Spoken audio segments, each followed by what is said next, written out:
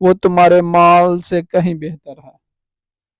پھر حضرت سلیمان علیہ السلام نے ملکہ بلقیس کو اپنے دربار میں بلایا۔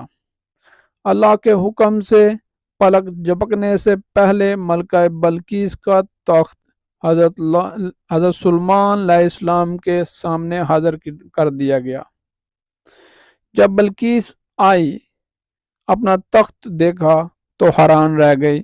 پھر شیشے کے فرش کو دیکھ کر انہوں نے اسے پانی سمجھا اور اپنی پنڈلیاں اٹھا لیں۔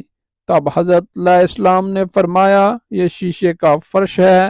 اسی لمحے ملکہ بلقیس کا دل کھل گیا اور انہوں نے کہا، اے میرے رب، میں نے اپنے نفس پر ظلم کیا اور اب میں سلیمان کے ساتھ اللہ رب العالمین پر امان لاتی ہوں۔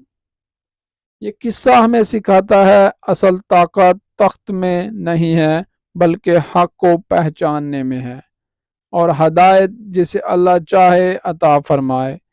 Thanks for watching, thanks for supporting.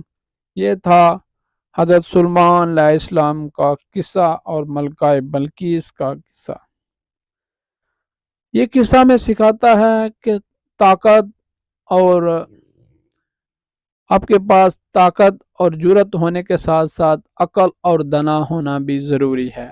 خالی طاقت سے آپ حکمران نہیں بن سکتے، آپ کے پاس دنائی اور حکمت عملی ہونا بھی ضروری ہے۔ کبھی بھی کوئی بھی جنگ آپ طاقت سے نہیں جیت سکتے، کوئی بھی کام آپ طاقت سے نہیں کر سکتے۔ عقل اور دنائی ہمیں ضرور ہونی چاہیے ہمارے پاس، اور اسی سے ہمیں کام لینا چاہیے۔ So thanks for watching, thanks for supporting, follow for more. Allah Hafiz.